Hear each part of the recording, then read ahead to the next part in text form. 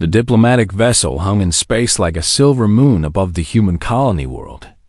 Inside its main hall, Ambassador Hana stood with her hands folded behind her back, trying not to show how nervous she felt. This was Earth's first official meeting with the Galactic Council, and she wanted everything to go perfectly. The doors opened with a soft hiss. Hana's breath caught in her throat. Commander Velther walked in, and he was magnificent. He stood nearly 8 feet tall, covered in sleek fur that shifted between gold and bronze in the light.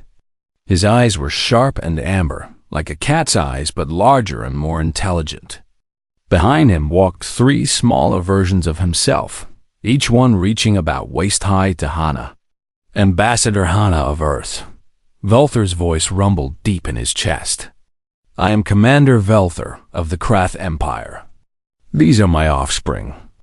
In our culture, we bring our young to important meetings. They must learn the ways of diplomacy from birth. Hana nodded respectfully. It's an honor to meet you, Commander. And your children are welcome here. The 3 cubs stood in a line behind their father. The tallest one, a female with darker stripes along her fur, stepped forward. Her siblings followed. Then, all at once, they dropped into a crouch. Their little claws extended. Their ears flattened against their heads. They bared their teeth and let out high-pitched growls that were clearly meant to sound threatening. Velther's chest puffed with pride. This is the hunting stance. All Krath cubs must learn it before their second cycle. It shows strength, discipline, and the warrior spirit of our people. Hana stared at the 3 cubs. They were trying so hard to look fierce. Their little faces were scrunched up with concentration. The smallest one's tail was wagging slightly, betraying his excitement. Their big eyes watched her, waiting for her reaction. Something inside Hana's chest seemed to burst open. Oh my goodness, she whispered. Then louder, oh my goodness. Before anyone could react, Hana dropped to her knees. In one smooth motion, she scooped all 3 cubs into her arms. They were surprisingly soft and warm. She pulled them close and kissed the top of each furry head. You are the most precious little warriors I have ever seen, Hana said, her voice full of pure joy. Yes, you are. Such fierce little babies. The room went completely silent. The cubs froze in her arms, their eyes wide with confusion. They looked at each other, then at their father, then back at Hana. No one had ever responded to their hunting stance like this before. Velther's mouth hung open. His amber eyes were huge. The other council members in the room, representatives from 6 different species, all stared in shock. The smallest cub made a tiny squeaking sound. Hana immediately adjusted her hold, making sure he was comfortable. Oh, did I squeeze too tight? I'm sorry, little one. You're just so cute I couldn't help myself. Cute? Velther finally found his voice. The word sounded strange coming from his mouth, like he had never said it before. That word. I do not know this word. Hana looked up at him, still holding all 3 cubs. They had stopped trying to look fierce.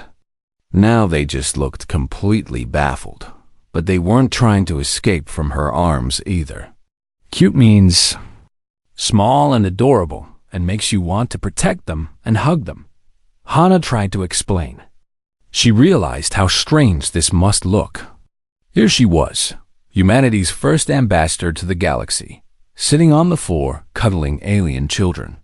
But they showed you the hunting stance, Velther said slowly. They demonstrated their future as warriors. This is meant to show other species that Krath young are strong and dangerous. Oh, they're definitely strong, Hana agreed quickly. She carefully set the cubs down but kept one hand gently on the smallest one's head. I can see the discipline in how they moved. The synchronization was perfect. You've trained them well, Commander. Velther's shoulders relaxed slightly at the praise, but he still looked confused. The middle cub, a male with bright golden fur, tugged on Hana's sleeve. Why did you? Pick us up? He asked in a small voice. Hana smiled at him. Because you're young, and where I come from, when we see young ones, we want to keep them safe and show them affection. It's just something humans do. I hope I didn't offend you. The female cub, the tallest one, tilted her head. Affection? Like pack bonding? Yes, exactly like that, Hana said, relieved the cub understood. But we are not your pack, the cub said, sounding puzzled. We are not even your species. Hana thought about how to explain it. Humans form pack bonds with lots of different species, not just our own kind. When we see young creatures, especially young intelligent creatures like you three, something in our brains tells us to protect and nurture them. We can't really help it. It's just part of who we are. Velther stood very still, processing this information. Finally, he spoke. This is unusual. Most species are indifferent to young ones from other worlds. Some are even hostile to them, seeing them as future competition. Not humans, Hana said firmly. She stood up, brushing off her knees. We see potential. We see lives worth protecting and nurturing. These three could grow up to be the fiercest warriors in the galaxy, but right now, they're children. And children should be treasured. The smallest cub suddenly pressed against Hana's leg. She automatically reached down and patted his head. His tail began to wag faster. Velther watched this interaction with unreadable eyes.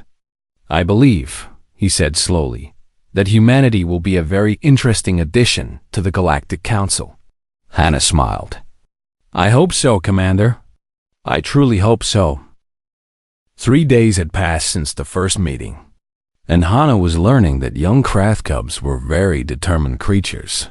She sat in her quarters, reviewing diplomatic documents when she heard a soft scratching at her door. When she opened it, all 3 cubs stood in the hallway, trying to look innocent.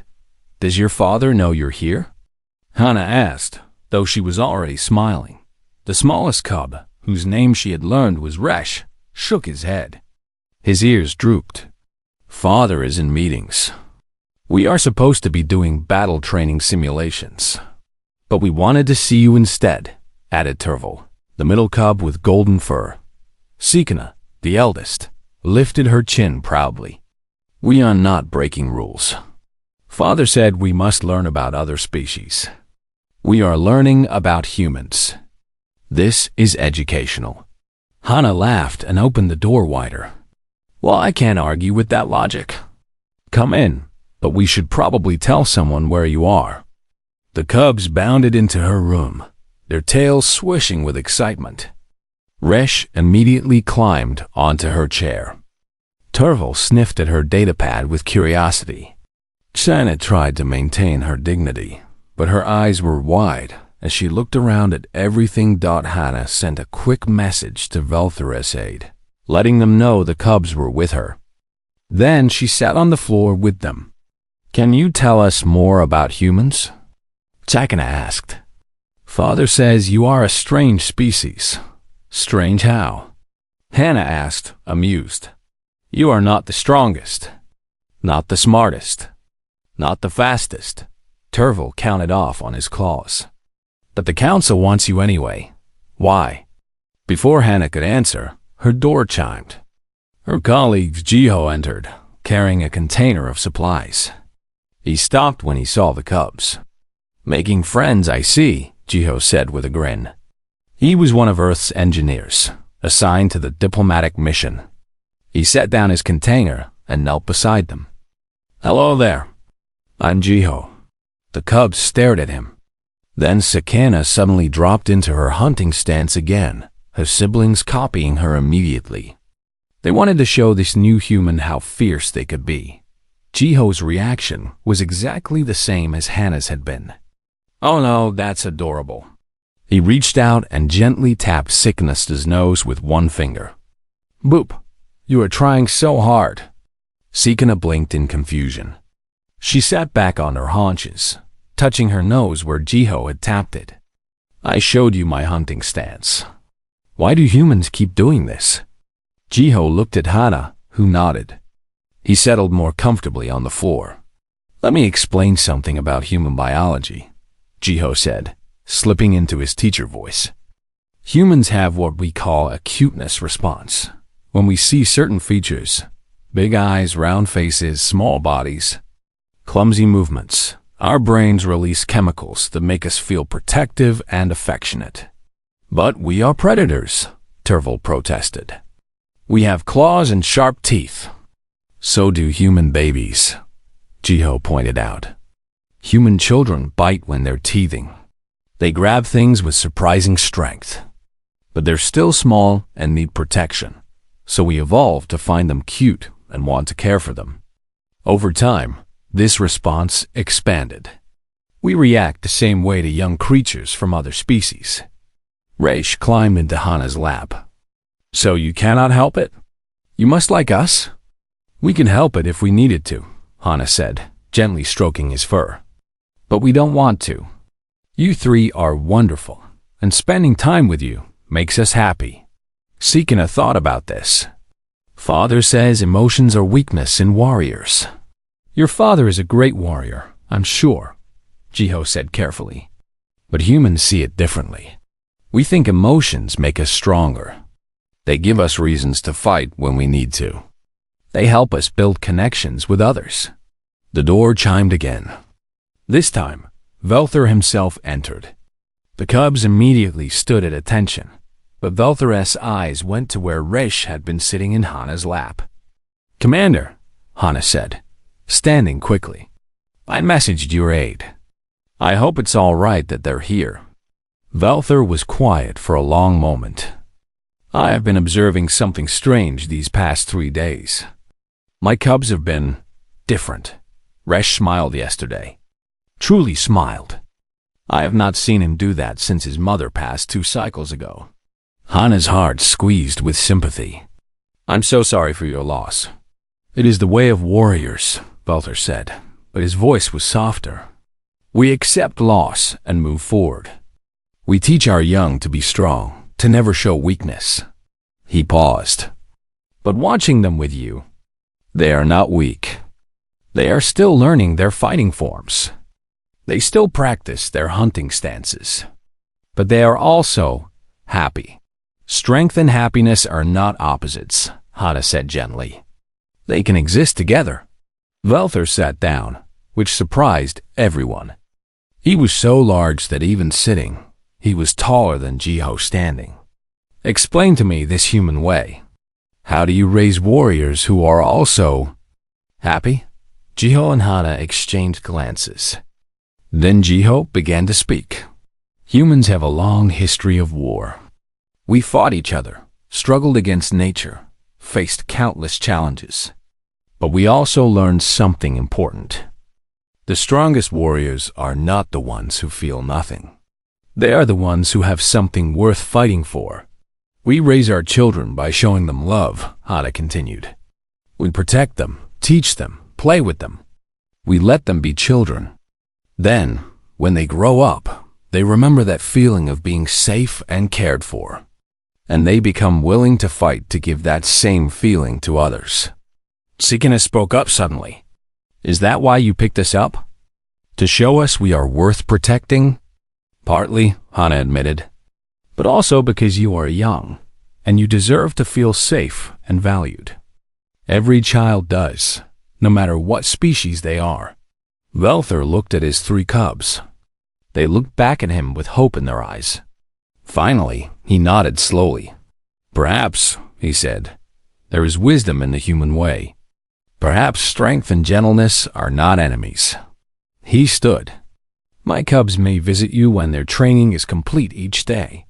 If you are willing to teach them about your culture, we would be honored, Hana said. As Velthor and the cubs left, Reish turned back at the door. Thank you, Ambassador Hana, he said quietly. After they were gone, Jiho let out a long breath. Did we just change the mind of a Krath warrior commander? Hana smiled. Maybe we did. One head kiss at a time. The observation deck had been transformed into a playroom of sorts. Hana had requested the space for what she called cultural exchange activities. Velther had been suspicious at first, but he had agreed to watch. Now he stood at the viewing window with Yuna, a human xenobiologist who had arrived 2 days ago. They watched as Hana played something called hide and seek with the 3 cubs. "Ready or not, here I come," Hana called out. She pretended not to see Tervol's tail sticking out from behind a storage crate. She walked past him twice before suddenly spinning around. "Found you." Tervol shrieked with laughter and ran. His claws made clicking sounds on the metal floor. Velther's ears twitched. "That sound. They are playing?" "Yes," Yuna said, making notes on her datapad. "Play is how young humans learn. We believe it's important for development in most species." She showed him her readings. "Look at this. The cubs' stress hormones have decreased by 40% since they started spending time with Hana. Their sleep quality has improved. They are eating better. They are becoming soft," Velther said, but there was doubt in his voice.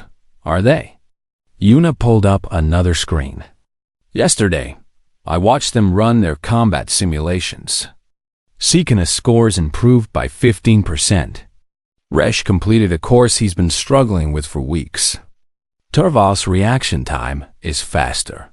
Velther studied the data with surprise. "How is this possible?" "Happy children learn better," Yuna explained. "When they feel safe and valued, their brains work more efficiently. They're not wasting energy on fear or stress. They can focus on their training." Inside the observation deck, Hana had found all 3 cubs. Now they were begging her to hide while they sought her. "Count to 20, Hana instructed. "No peeking."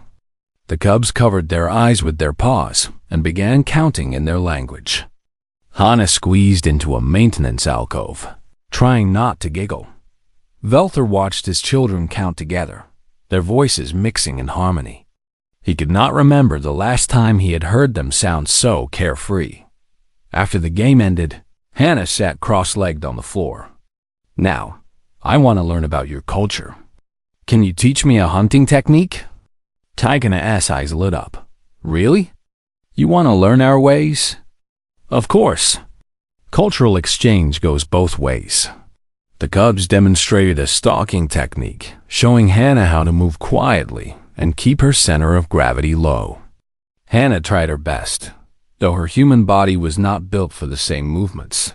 Like this? She crouched low, trying to copy Seekana's stance. "Close," Seekana said seriously. "But your tail balance is wrong." "I don't have a tail," Hana pointed out with a laugh. The cubs found this hilarious. They had forgotten that humans were tailless. "How do you balance?" Resh asked, genuinely curious. Hana explained human anatomy, while the cubs listened with fascination. Then Terval showed her how Krath used their tails for communication, different positions meaning different things. "This is excellent," Yuna whispered to Velther. "They're teaching each other, building real understanding." Later that day, something unexpected happened. The cubs brought Hana a gift. It was a training dummy, one used for practicing hunting strikes. They had dragged it all the way from their training room. They dropped it at Hana's feet with proud expressions. "We brought you prey," Seekana announced formally. Hana understood immediately what this meant. In Krath culture, bringing food to someone was a sign of respect and affection. The cubs were showing her they cared, in the way their people knew how. Her eyes grew wet with tears. "Thank you," she said, her voice thick with emotion. "This is the most thoughtful gift anyone has ever given me. You 3 are such good hunters. Such brave, skilled warriors." The cubs practically glowed with pride. Resh threw himself into Hana's arms for a hug. His siblings quickly joined. Velther turned away from the window. Yuna could see his shoulders were tense. "Commander?" she asked gently. "I thought I was raising them correctly." Valther said quietly. The Krath way. Hard training. Strict discipline. No softness. My mate died bringing Rish into the world. I wanted to make sure they grew strong enough to survive anything. You did raise them well, Una said. Look at them. They're disciplined. They're skilled. They respect you deeply. But they were not happy. I see that now. They can be both, Una said. Strong and happy. Skilled and joyful. Your way gave them the foundation. Hannah's way is just adding to it, not replacing it. Valther was quiet for a long time. Then he asked, this human way of raising young, can you teach it to me? Una smiled. I think Hannah would be happy to help. That evening, word spread through the diplomatic vessel. Other council members began approaching the human delegation. The Nivian representative, whose people were insectoid and raised their young in strict hive protocols, asked if humans could observe their nurseries. The Korani, an aquatic species, wanted to know more about human child development. Jiho found himself suddenly in demand as a speaker. He gave an impromptu presentation about human parenting across different cultures on Earth. We have many different ways, he explained to the assembled aliens. But most share common elements. We protect our young. We teach them. We play with them. We show them affection. We believe children need both structure and love. An avian ambassador raised a wing. But does this not make them weak? Too dependent? No, Jiho said firmly. It makes them confident. A child who knows they are loved and valued will take risks. They will try new things. They will explore and learn. Because they know if they fail, someone will be there to help them up and encourage them to try again. The audience was silent, thinking about this dot back in the observation deck. Hannah was teaching the cubs a human game called tag. They chased each other around the space, their laughter echoing off the walls. Valther entered quietly. He watched for a moment, then cleared his throat. Father! Rage ran to him. Come play with us. Valther looked uncertain. I do not know this game. We can teach you, Sikana said eagerly. Like Hannah teaches us human things, and we teach her Krath things. Hannah stood back, giving them space. She watched as the three cubs explained the rules to their father. Valther listened carefully, asking questions. Then, slowly, awkwardly, he began to play. It started stiffly. Valther was not used to playing. But the cubs were patient with him, and gradually he started to relax. At one point, Terval tagged him and Valther had to chase them. The sound that came from his throat might have been laughter. Hannah felt tears on her cheeks again. Una came to stand beside her. You did something amazing, Una whispered. I just showed them there was another way, Hannah whispered back. They did the rest themselves. As the day ended and the cubs left with their father, Sikana hugged Hannah goodbye. Thank you for being our friend, she said. Thank you for letting me be part of your pack, Hannah replied. After they were gone, Una said, the council is talking about requesting human cultural advisors for all member worlds. Hannah smiled. Good. Every child in the galaxy deserves to feel loved. Even the fierce little warriors. The alarm screamed through the diplomatic vessel at 0300 hours. Hannah jerked awake in her quarters, heart pounding. The emergency lights bathed everything in red. All personnel to emergency stations, the automated voice announced. Hull breach in Sector 7. Repeat, hull breach in Sector 7. Hannah ran into the corridor. Other diplomats and crew members were rushing past, some still in their sleeping clothes. She found Jiho already at the emergency station, pulling up damage reports on a screen. What happened? She asked. Sabotage, Jiho said grimly. Someone planted an explosive device. Anti-council extremists, probably. They don't want humans or any new species joining. Taiyang, The human security officer ran up to them. "We've contained the breach, but we have a problem." Sector 7 included the educational wing. The cubs were there. Hannah's blood turned to ice. What? The Krath cubs were using the study rooms. Night study is part of their culture, Taiyang explained quickly. The explosion sealed them in. The life support in that section is failing. Where's Velther? Hannah demanded, leading the evacuation of other sectors. He doesn't know yet. Hannah grabbed Taiyang's arm. Take me there, now. They ran through the corridors.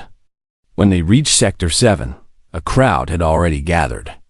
Engineers from multiple species were studying the problem. The doorway was completely blocked by twisted metal and debris. We cannot reach them, an insectoid engineer was saying. The passage is too narrow. Even if we cut through, our equipment will not fit.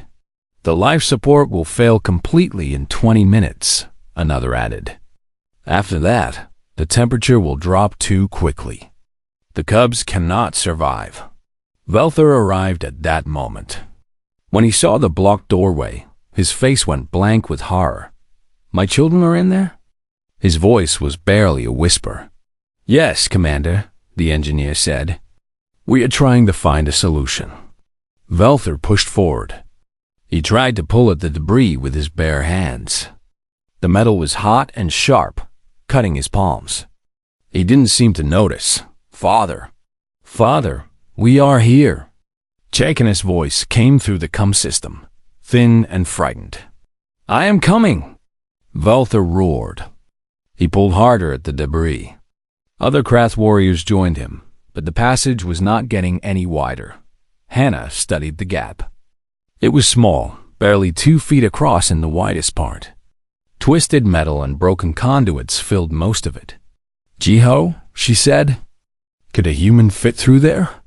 Jiho looked at the gap, then at her. Understanding dawned on his face. Maybe.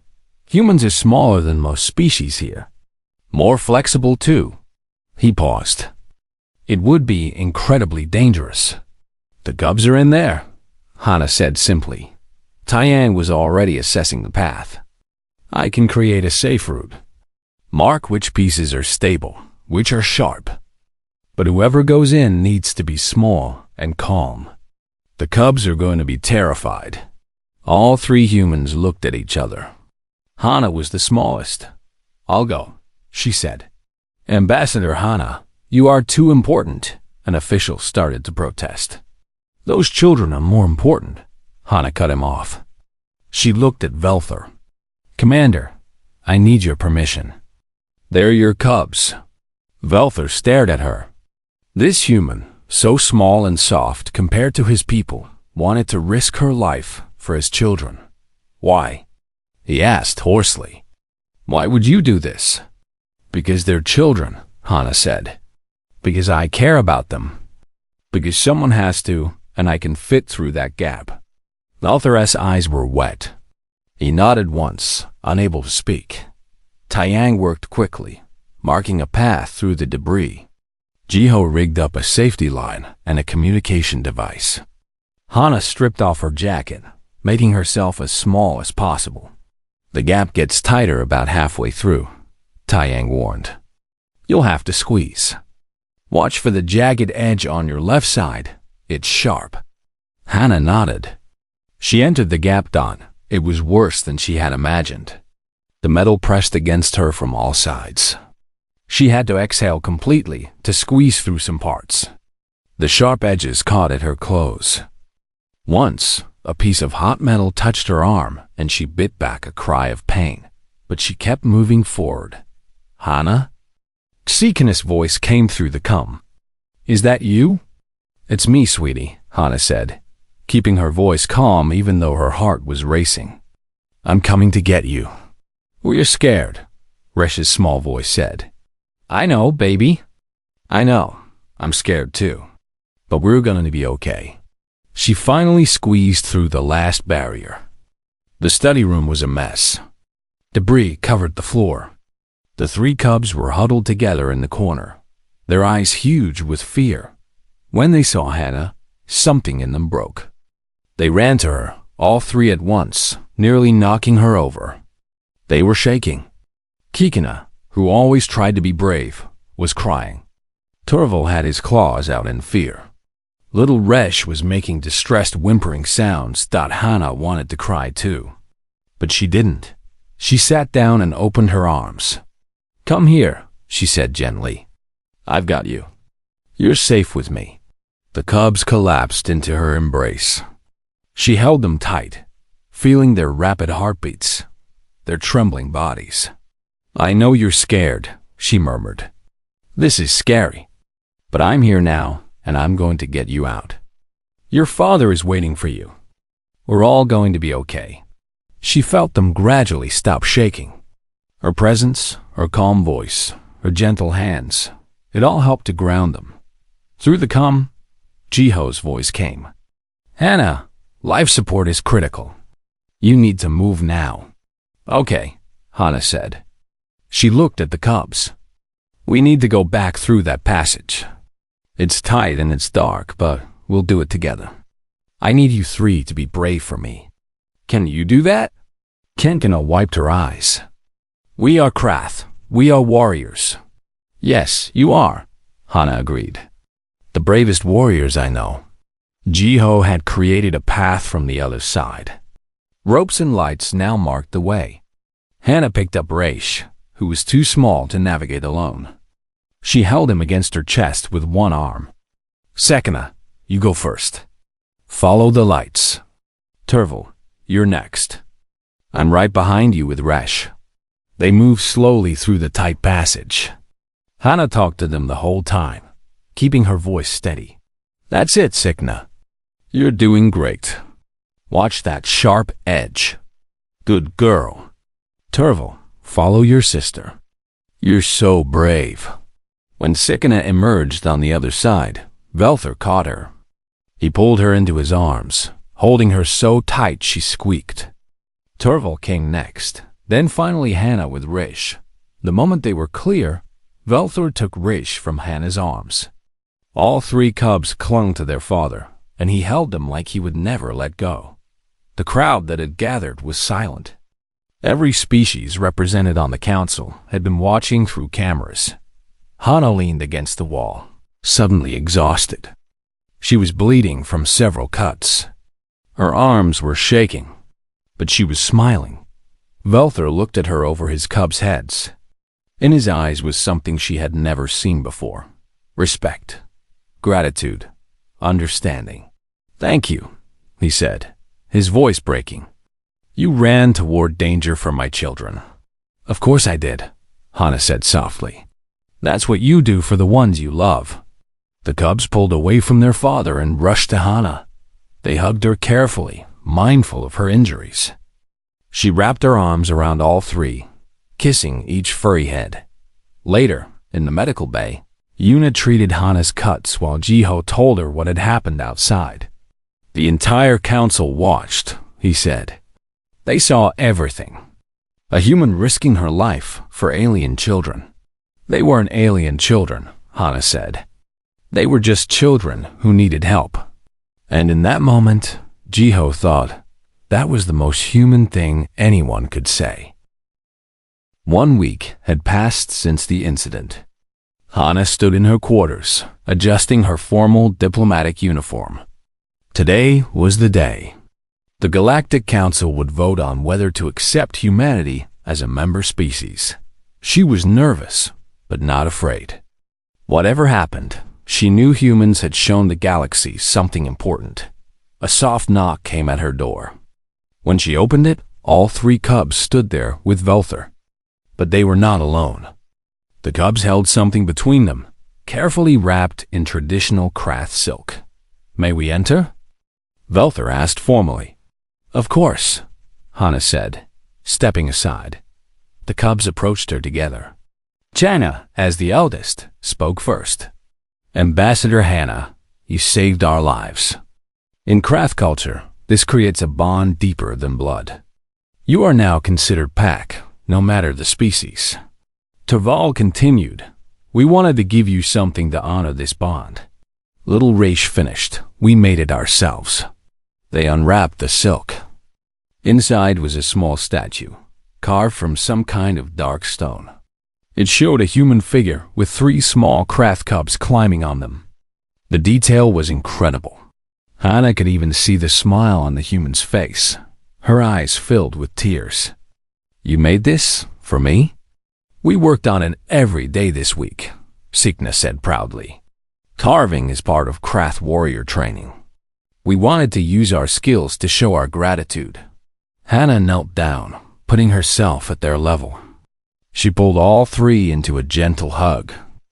"This is the most beautiful gift I have ever received. Thank you. I will treasure it always." Velther cleared his throat. "Ambassador Hannah, I must speak with you before the council session." Hannah stood, holding the statue carefully. "Of course, Commander." Velther looked uncomfortable, like he was about to say something difficult. "I have spent this week thinking about strength, about weakness, about what it means to be a warrior." He paused. "I was wrong. Commander, please, let me finish," Velther said. "I raised my cubs the way I was raised. Hard training. No softness. I thought this would make them strong. But I see now that I was teaching them to survive, not to live." He looked at his children with open affection. "You showed me that strength and gentleness are not enemies. That a true warrior needs both. Someone who knows only how to fight is not complete. They need to know what they are fighting for." "You are a wonderful father," Hannah said gently. "Your cubs are disciplined, skilled, and brave. You gave them that foundation. But you gave them something I could not," Velther said. "You showed them joy. You showed them that being cared for is not weakness. You ran into danger to save them, not because you are the strongest or the fastest, but because you cared enough to try." He straightened to his full height. "That is true courage. And I will be speaking to the council about it today." Before Hannah could respond, her cum device chimed. It was time for the council session. The council chamber was massive, with seats for representatives from 40 different species. Hannah took her place with Jiho Yuna and Tai Yang beside her. The cubs sat with Velther in the craft delegation section, but they kept looking over at Hannah, the council leader, an ancient being whose species Hannah still could not pronounce. Called the session to order. "Today we vote on accepting humanity into the Galactic Council." The leader's voice echoed through the chamber. "But first, we will hear testimony. Commander Velther of the Krath Empire has requested to speak." Velther stood. His voice carried clearly through the chamber. "When humans first arrived, I was skeptical. They are not the strongest species, not the fastest, not the most advanced. I wondered what they could offer us." He paused. "Then I watched Ambassador Hannah meet my cubs. They performed their hunting stance, a display meant to show strength and inspire respect. Every species that has seen this stance has responded with acknowledgement of future warriors, or with wariness of future threats. Ambassador Hannah picked up my cubs and kissed their heads. A ripple of sound went through the chamber. Some species made sounds of confusion. Others seemed amused. I was offended at first, Velther continued. But then I began to understand. Humans have a gift that no other species in this council possesses. They can form pack bonds with any species. They see young ones and instinctively want to protect and nurture them, regardless of origin. He looked directly at Hannah. 1 week ago, my cubs were trapped after a terrorist attack. The passage to reach them was too small for any species represented here, except humans. Ambassador Hannah, this small, soft, supposedly weak human, crawled through jagged metal and danger to reach my children. She did not hesitate. She did not ask for payment or political favor. She went because they needed her. Velther's voice grew stronger. I have been a warrior my entire life. I know courage when I see it. And I tell you now, humanity has a courage that we need. Not the courage to fight, many species have that, but the courage to care. The courage to be gentle when gentleness is what is needed. The courage to risk everything for the vulnerable. He sat down. The chamber was absolutely silent. Then the Nivian representative stood. Commander Velther speaks truth. I have observed the humans this past week. We allowed them to observe our hive nurseries. They showed our workers methods of stimulation and play that have improved our larvae development by 30%. They asked nothing in return. They simply wanted to help. The Korani representative rose from their water tank. The humans taught us that young ones need both structure and affection. This wisdom has changed how we think about our own children. One by one, representatives stood and spoke. Each had a story about how the humans had helped, had shown compassion, had offered wisdom about nurturing the next generation. Finally, the council leader spoke again. It is rare for a new species to make such an impact before even joining the council. But I have reviewed the testimony and the evidence. I have watched the recordings of Ambassador Hana's rescue of the Krath cubs. The leader looked at Hana. Ambassador, when you entered that passage, you knew you might not survive. What were you thinking? Hana stood. Her voice was steady. I was thinking that 3 children were scared and needed help. That I had the ability to help them. Nothing else mattered. Not politics? Not advantage for your species? No, council leader. Just 3 kids who needed someone to come for them. The council leader nodded slowly. Humanity brings something to this council that we did not know we were missing. Every species here is strong in some way. We have warriors, scholars, engineers, artists. But we have lost something along the way. We have forgotten that strength without compassion is incomplete. The leader stood. The council will now vote. All in favor of accepting humanity as a full member species, signal now. The vote board lit up. 40 votes appeared. Hana held her breath. All 40 were green. Unanimous approval. The chamber erupted in sound. The humans hugged each other, tears streaming down their faces. The Krath delegation roared their approval. Other species made their own sounds of celebration. The cubs broke free from their father and ran to Hana. She scooped them up, laughing and crying at the same time. We did it, she whispered to them. We're in. You were always in, Kigna said wisely. From the moment you showed us kindness.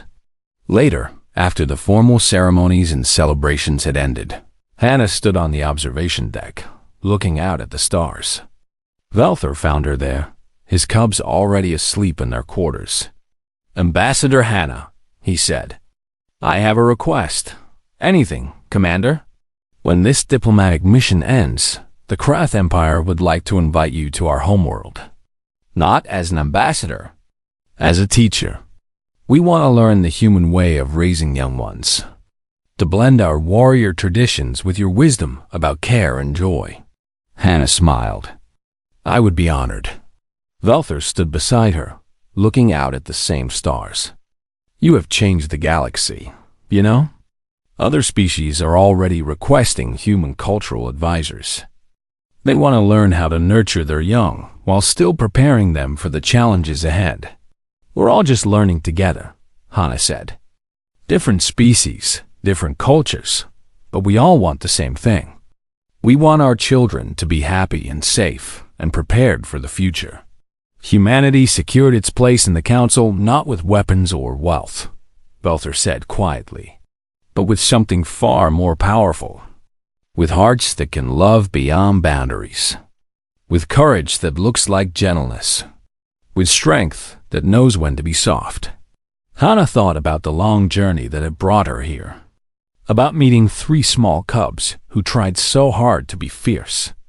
About learning that sometimes the bravest thing you can do is show someone they are loved. My people have a saying, she told Velther.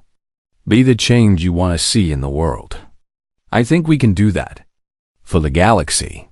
You already have, Velther said. Dot behind them. The door opened. Jiho, Yuna, and Taiyang entered. There you are, Jiho said. Earth is calling. They want to congratulate the ambassador who conquered the galaxy with hugs. Hannah laughed. I had help. 3 fierce little warriors who taught me as much as I taught them.